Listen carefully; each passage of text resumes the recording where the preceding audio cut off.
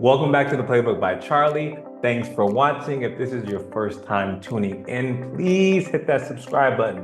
What we do is we dive into diverse conversations and topics with high-level individuals making a real impact. Today's episode is a little different because we're cutting through the noise around fitness and talking about the stuff that nobody else is saying. My guest today is Javon Taylor. He's the founder of Taylor Fit, a husband, a father, and a coach who's been in the game for over 10 years. We're getting into the real fitness advice, not the stuff you see on Instagram. We're going to be diving into what it actually takes to build a healthier, mentally and physically stronger version of yourself and the habits needed to keep it. Let's get into it. Javon, welcome to the Playbook, man.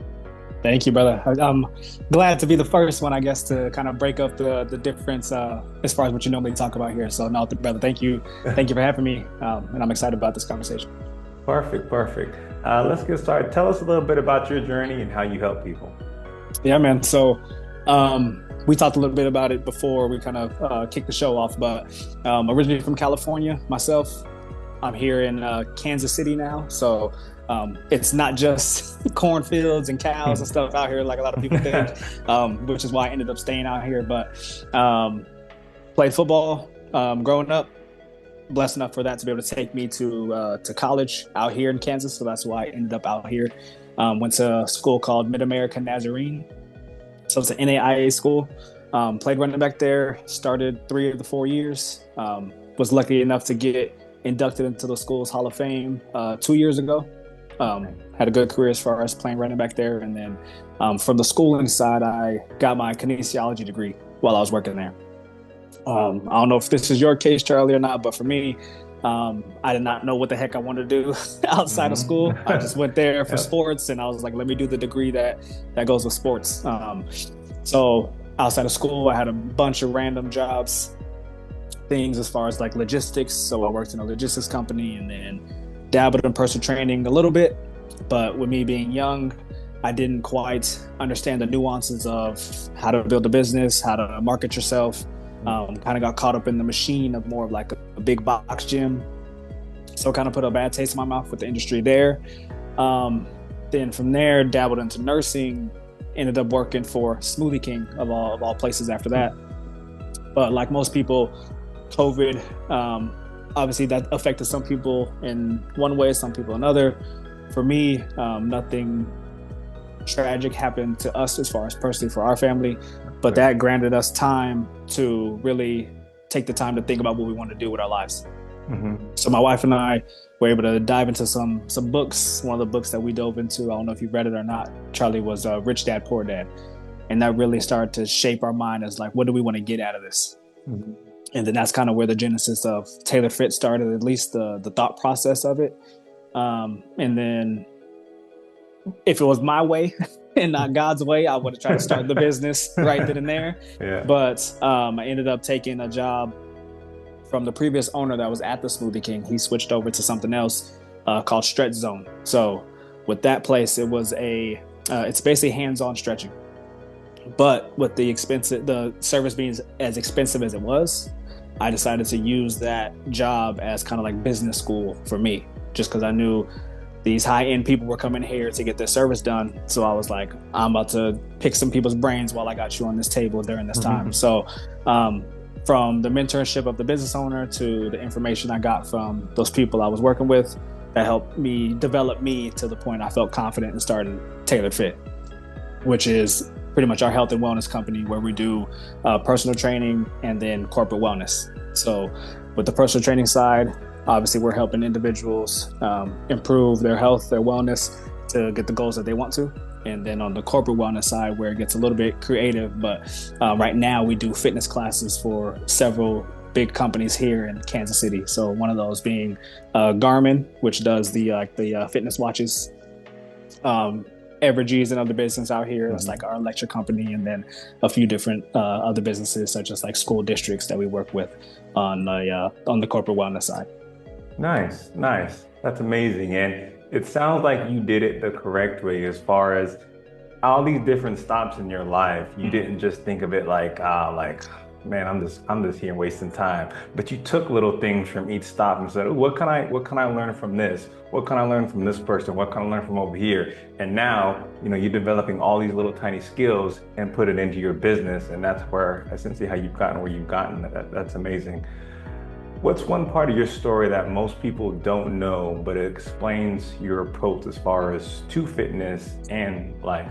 To the life piece, I'll probably put a pin in that right now because I think it's going to come a little bit full circle later. But as far as the fitness side of it, you kind of alluded on it a little bit, Charlie. Something my dad told me when I was coming up in football.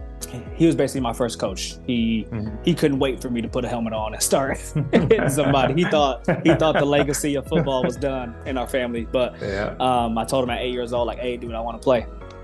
But with him being my first coach, and then naturally you start to do little league, you get other coaches and stuff like that. But something he taught me that stuck out to me then, but I never really, you know how parents go, like you hear something that's really good, but you don't realize it's good until you grow up. Yep. But something he told me was, you take something, at least one thing from each of the coaches you have, and try to develop that into your own game. So obviously he was talking about just like the sports perspective, but that's something that I was able to do from a worldly adult career perspective as well. So kind of through those stops that we mentioned before. So like with the logistics company, I learned how to actually write an email and how to leave a voicemail. So stuff like that we avoid just in our generation as far as voicemails and things like that. But I was actually a nurse assistant for a while because I was honestly going to step away from the fitness side of things. So kind of to really answer your question, that was a big piece of developing me as a person when it comes to what do I want to actually provide for people? What service, what empathy do I want to give people? That job in and of itself was probably the best way for me to learn what empathy was and is.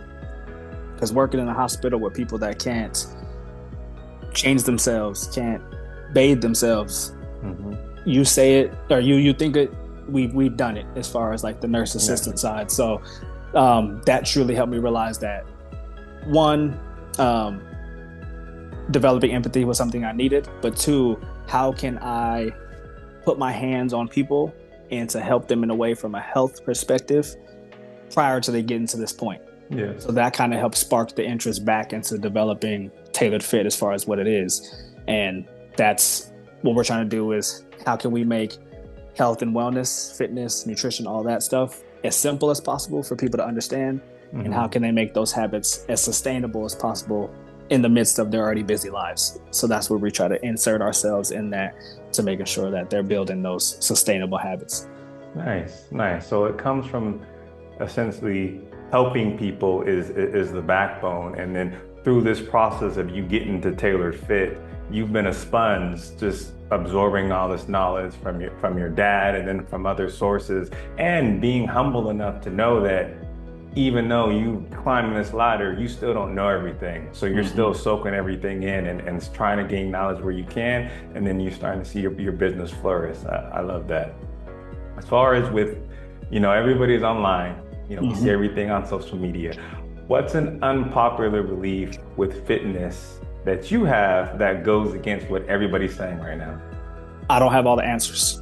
I do not have all the answers. And that is what I feel is, I wouldn't even say not just fitness, but I say all industries across the board. Obviously, I bet you experience this in a lot of ways, Charlie, from the real estate perspective, but it's knowing what you're good at and knowing that I don't have to dabble into every conversation as far as health in order to get my point across or to get people to trust me. So I would say I have been able to humble myself, and I think that just kind of comes through the process of my journey, really. But what I know that my business is good at, what we're good at, is we know how to teach you how to work out, and we know how to teach you how to eat right. Anything outside of that, we don't touch. But I've been able to find people in those other areas as far as chiropractors or actual dietitians to lean on to be able to either send this client this way to be able to help them out with that, or what information do you have for me that I can relay to my current clients. So I would say that would be the biggest thing that I'm really actively working on to try to separate myself from as far as what's out there in the industry is that I know what we're good at, and I'm not going to tell you anything else. I'm going to tell you I don't know. But if I don't know, I'll do my best to find the answer and make sure I relay that source from where I got that from. I think you hit it on the money, and I think more people need to not be so afraid to say, hey, I don't know the answer, but the key is knowing how to find the answer, because you're right, exactly. In my industry, when I first started out, when people would ask me something, I would feel like I have to give them the answer in 10 seconds, or I'm like, they're gonna think that I don't know what I'm talking about. But at the end of the day, now I say, I don't know, like, shoot, I don't know. But the thing is, I can find you that answer. So give me a second. So that's really, that's a great point. That's a great point. So while we're here, on the other side, what's one thing that you think most fitness coaches should stop preaching online, or maybe that Something I've ran into with a lot of clients lately when it comes to the weight loss conversation is calorie deficit. Okay. Calorie deficit is a huge conversation, which is necessary for a lot of folks, but it's not the only answer to help people lose weight. So let me just try to break it all the way down and keep it as simple as possible. So if someone's overweight, however high you want to go with that number, the immediate answer from someone on social media may be, oh, you need to be in a calorie deficit. Basically means you need to eat less calories than you're consuming. So if you are supposed to be eating, let's say 2,000 calories to keep your current weight, then you should be eating less than 2,000 calories to make sure you're dropping weight. So basically you're in a minus, so that way you're not eating more than what you're supposed to be having. A lot of people don't actually eat as much food as they should be eating as far as what their body should be able to maintain the weight that they're currently at. So a lot of people are drastically under as far as how much food they should be eating, which basically puts our bodies in this kind of like starvation mode. So we just hold on to everything. So a lot of clients of ours, naturally working in kind of corporate America, they probably eat maybe 2 square meals a day. They drink maybe 40 to 50 ounces of water, if that, throughout the day. So their bodies are just kind of in this, I don't know where I'm getting my fuel from, so I'm not letting anything go type of thing. So what we put a lot of our clients on is actually adding more food to their diet, which actually helps kind of boost their metabolism to get their body used to like, oh, okay, I know where food is coming from now. I know I have it. So now I can let some of this excess weight go. So it's kind of a weird, it sounds kind of counterintuitive, like, oh, I'm eating more food, but I'm losing weight. And it's just basically trying to boost that metabolism back up to make sure that way we're honestly letting go of the weight that we don't need. That's a great message. That right there, because you're right. When you go online, people say, how do I lose weight? You got to be in a calorie deficit. But as you said, the key is eating more to essentially speed up your body to let it know, like, hey, like, and I think that goes against also that the diet as far as fasting. A lot of people say I've lost however many pounds fasting. I don't eat till 2 o'clock. But on the flip side of that, and correct me if I'm wrong, once you go back to your normal eating patterns, essentially you're could potentially gain that weight back that you lost from not eating, correct?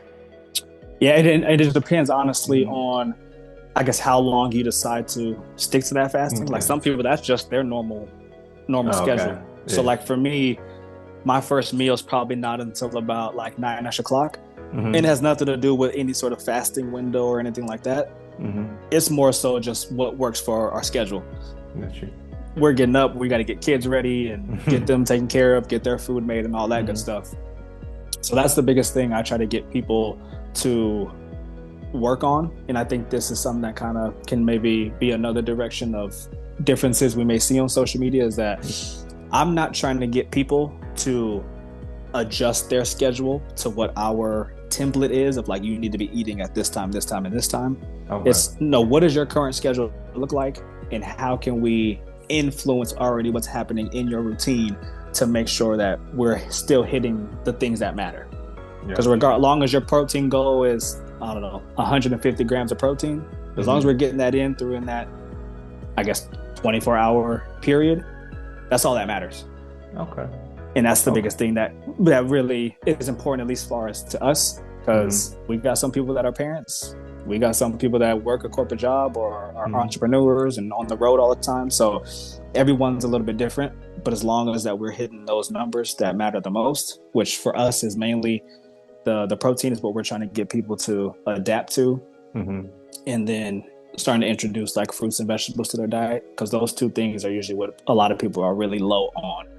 So that's something that we really focus on. So I know I kind of took that a different direction, but as long as that they're hitting those main pieces, that's all that really matters. No, this is good stuff. I need to get my pen and paper out. This is good stuff. So I want to stay here for a minute, I want to pivot for a minute. You mentioned your kids, you mentioned running a business. Is work, and I think a lot of people can relate to this as far as, is working out and just, having a life, is there any type of balance? Is there a way you can balance our three, or is it literally just however the balance is whatever you make it? I believe that the balance is whatever you make it. As far as how I personally operate though, is that I come from, my whole life I've been a procrastinator. So that's just something that's always been who I am. And honest man. You can ask my mom. My mom tells people all the time, like, I was sick and tired of getting poster boards the night before a project is due. So, but I bring that up to say that, like, I struggle with the sense of, like, every day I need the same exact routine. I need to kind of be able to operate on my own somewhat of a flow. Oh, okay. I've definitely had to develop more structure with how I carry myself, though, because of adding children, because of having a wife, and now obviously having a business where we have different companies we're working with and contractors that are working underneath us. So I've had to develop structure. Yeah. But for me, why I bring up like the procrastination and needing to kind of do my own thing is that each day is a little bit different. So I currently, with the way things work for our family, it doesn't allow for every day to be exactly the same as far as waking up at the same time. If the kids decide to get up at 4 o'clock versus 7 o'clock like they did the night before, then that just throws a wrinkle into everything. So I believe that balance comes from not just day by day, like, I spent 5 hours working each day or 2 hours working out each day. I look at it from like a week perspective. Like, was I able to tend to my family well, tend to my business well, tend to myself well? And then in the midst of that, I also believe there's going to be seasons where one of those things gets more tended to than the others. As long as you are continuing to check back in with wifey, make sure your kids see your face, know who you are, and also you're developing your business, I believe that there's times where that's going to be up and down. Obviously, with real estate, like California obviously is probably a little bit different, I would assume, but like out here, my wife's a real estate agent. So naturally in the winter, people aren't going to be looking at properties and stuff that often. So during the holidays, during the wintertime, business starts to dip. So you're not maybe tending to that fire as much. You get to spend more time with family and working on yourself. But when spring comes, when summer comes, you got to tend to that business more often. And then hopefully you've deposited enough within yourself, within your family, so that way you can put a little bit more attention to those other things. So I believe long as you're tending to all those things and not just, at least how I operate, not able to tend to all the things evenly. If you're looking at balance from everything is getting what it needs, then that's how I look at it that way. Perfect. And you said an important word as far as the seasons of, and if you want to look at your life in a form of seasons, there's time when you said where it's going to be going like that, and you're going to have to tend to different areas in your life. So just like in normal seasons, as far as the summer, spring, winter, fall, you're going to be planting some seasons. So you're going to be getting ready, however that may look. Maybe, the kids are a little bit more busy. Maybe you have to tend to your business a little bit more. And then when spring and summer come around, maybe you have a little bit more free time to work out and work on your body and things like that. So life is all about the seasons. And as long as you're able to ride those waves accordingly, then I feel like, as you mentioned, there can be a bit of balance within what you feel is the correct way to live. So I like Exactly. that. When it comes back to as far as the hard truth about fitness, what's something that nobody wants to hear, but everybody should hear? The age-old saying of that you can't outwork a bad diet. No matter how hard you work, as far as the fitness perspective, hmm if you're trying to lose weight, you're trying to get muscles to show, be toned, and all that good stuff, your nutrition has to be Back to the improved kitchen. in some way. Yep, it's got to be improved. Yeah. I heard it said in like a podcast recently. It was like this dude was a little bit overweight, but he's talking about like, yeah, I did my workout and I lost like 300 calories, but then I look at this can of soda and this bag of chips, and that's 500 calories. But that did nothing for me as far as making sure that I'm full and I'm feeling good and all that stuff. So if you are wanting to lose weight, the nutrition is important, but it's also knowing how to not only eat properly, but make sure that we're eating in a way that is fun, it tastes good, and it's easy to be able to sustain and duplicate that day by day. So we actually do nutrition coaching for our clients. And within that, what we do is we take the data from what is it that you're already eating, how much protein, carbs, fats, if you know that those numbers, how much you're already getting, and then what foods do you already like, and then with that information, we construct their meal plan based off of the numbers that we want them to hit as far as protein and carbs and all that. But if someone likes Mexican food, if someone likes, I don't do eggs, I don't do breakfast, all that stuff, I'm not going to force you to do those things. Let's make sure that we can create your meal plan in a way that way you are eating foods you already like. It just so happens to be a little bit more nutritious for you to make sure that obviously you're getting the goals that you want to. So that's kind of how we combat that problem of like, I don't want to eat just chicken breasts and steamed broccoli and white rice and all that stuff. Yep. We're not all meant to be bodybuilders, but we are all meant to take care of this temple that God blessed us with. And that's what we're trying to get people to slowly start to adopt and understand. And that makes total sense. It's not necessarily the person, it's the program. And you guys are making it specific programs for each individual, and that's going to help them long term, because like you said, not everybody wants to be a bodybuilder, and not all the people are going to eat chicken and rice and all that. So as far as non-fitness, when it comes to somebody, maybe they're falling off their program, what's the real reason that people struggle to stay consistent that's a non-fitness reason? I think it goes back to what we talked about before, being the seasons. And sometimes people let that season, let's say the holidays, carry a little bit further into it not being the holidays no more.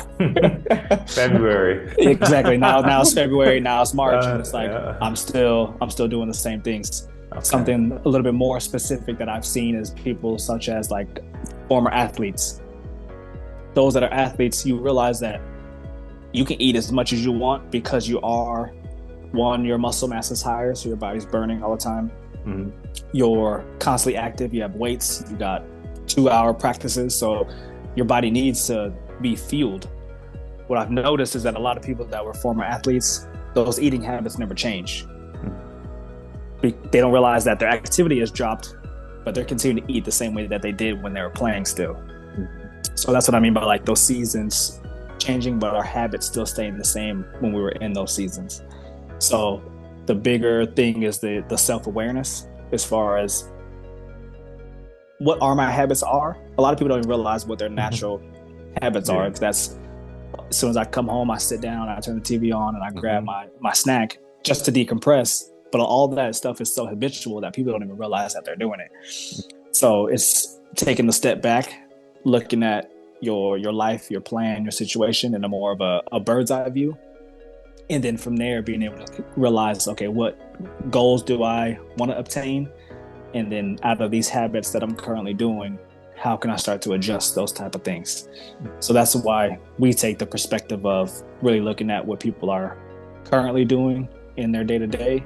And then how can we make those little switches of those habits to different ones that are sustainable to make sure that it's not breaking up their routine too much, but it just starts to develop those new patterns in their situation.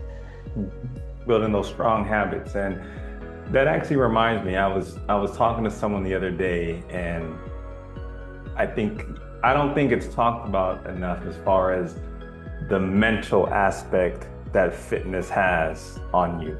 So we have time for a couple more questions. Let's talk about how fitness impacts your mindset, especially in just everyday life.